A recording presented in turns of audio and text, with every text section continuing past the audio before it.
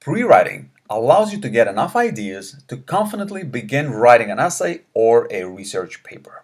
Here are 6 most effective pre-writing strategies for college students. Pre-writing strategy 1. Pre-structuring. Pre-structuring is by far the most important and useful strategy of all the pre-writing strategies. Use it before you resort to any of the others and you'll save yourself a lot of time, energy, and frustration. Here's the reality. Your goal is not to do a bunch of pre-writing or brainstorming. It's not to spend a lot of time doing writing exercises.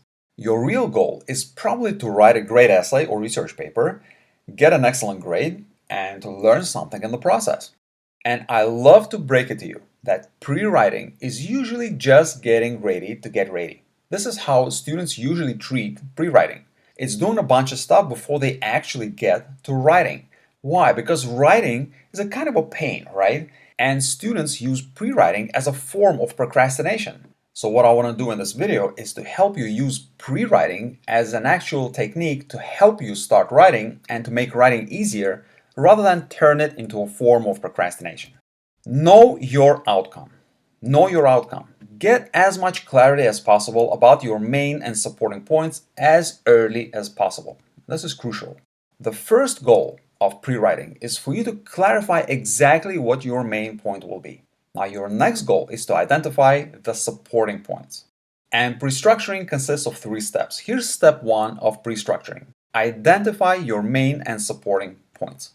And use the power of 3 to do that. I always teach the power of 3. Why? Because 3 is the perfect number of supporting ideas. I won't dwell on this. Let's move on. Here's an example. My college life rocks.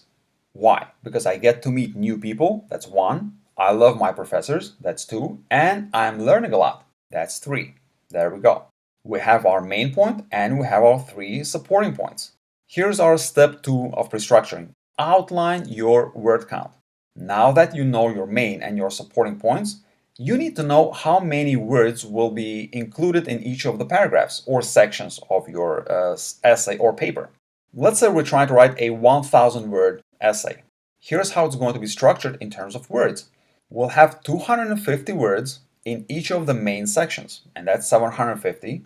And we need another 250, and we will distribute them between the introduction and the conclusion.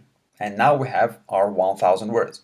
This will be tremendously helpful when you're actually writing out your essay because you will know exactly how many words to write. In other words, in every section or paragraph, you will have an exact goal of a number of words. Step 3 of pre-structuring. List any other known facts about this assignment. Check in with your assignment description. Do you have what you need? Look over the research you've done up to now. Does it have enough info to write this paper? Now, if yes, your pre-writing is finished and you're ready to start actually writing. Now, if not, then fill in the gaps. Now, how will you know if you have enough information or not? Just check in with your essay structure. Look at each of the sections because you know your main sections. Let's say that you love your college life, and now the first section is about new friends, the second one is about great professors, and the third one is all about learning. By looking at the structure, you can tell if you have enough information or not, because you know what kind of information goes into each of the sections. And now you check in with your research, with any of the sources that you're going to be using in this essay, and see if you have enough information in those sources to fill in this essay. All right, here's our pre-writing strategy 2, listing. Here's what it comes down to. You simply create a bulleted list of ideas you may use in your essay. It's as simple as that. It is essentially a brain dump. Your job now is to fill the gaps you've identified during pre-structuring. Again, don't go overboard with this. Jot down only the ideas that are relevant to your essay. And more specifically, jot down the ideas that will help you fill in the gaps that you've identified during pre-structuring. Here's pre-writing strategy number 3, mind mapping. Now this one may be self-explanatory if you know what a mind map is. Now, here's an example of a mind map. Let's say I'm writing an essay about Beethoven's professional life. One of the notes is going to be his relations with nobility. Now, since we're talking about Beethoven, I'm definitely going to be talking about his music. And I'm going to have 2 notes for his music as well. One for his sophisticated music and one for his more simple music. It just so happens that Beethoven had a bunch of health issues.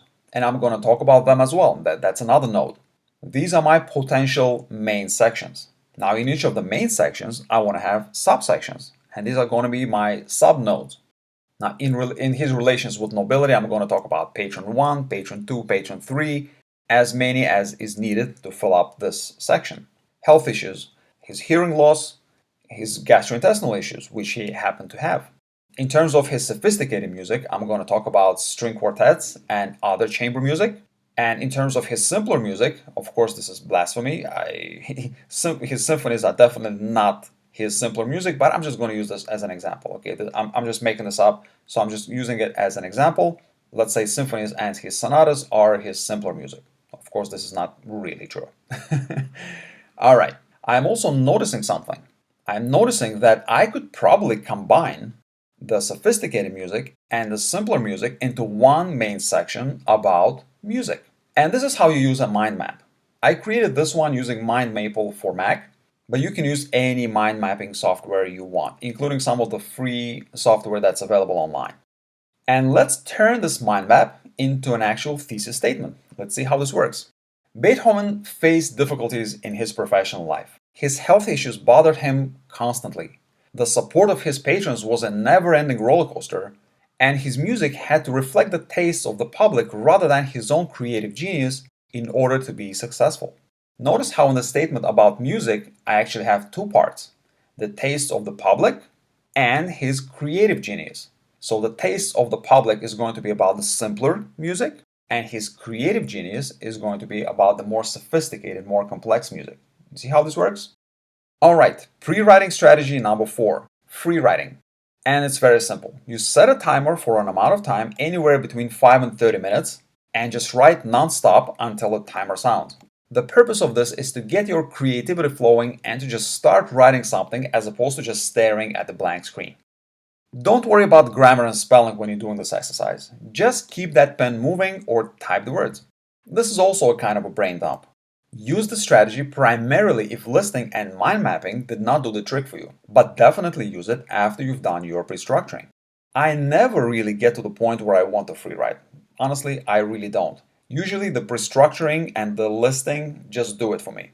If not, the mind mapping will help me put together the main points, but by then, I'm usually done. If not, then use the free writing technique. Here's pre-writing strategy number 5, looping. You may think of looping as a combination of free writing and mind mapping. Once you've done your first round of free writing, you'll have a bunch of ideas. Now, all you need to do is pick one of the ideas and free write for another 5-10 minutes with a focus on this exact topic or idea. This will create a little cloud of ideas on that certain smaller topic, and repeat the process as necessary.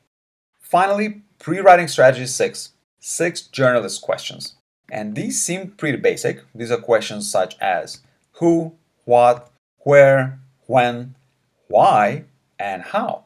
Here's something interesting. You can think of any sentence or statement as an answer to a question. For example, this is Napoleon. This is an answer to the question, who is this? This is Napoleon. In other words, all you need to keep doing is ask yourself a question and write down the answer. This is why asking and answering questions really works when you're brainstorming your essay. This technique is much more useful when you've identified the gaps in your research. This is why I urge you to do your pre-structuring first, because that will help you identify what it is that you're missing to fill in all of the information that you need in each of the sections and subsections. Once you've identified the gaps, now you can use these questions to fill those gaps, to find the information to fill in the gaps. Once you've identified the gaps, ask these questions strategically to fill in those gaps. Alright, I hope this was helpful. This tutorial is on my blog too. There's a bunch of stuff to read here, so if you'd rather read it, I'll include the link in the description.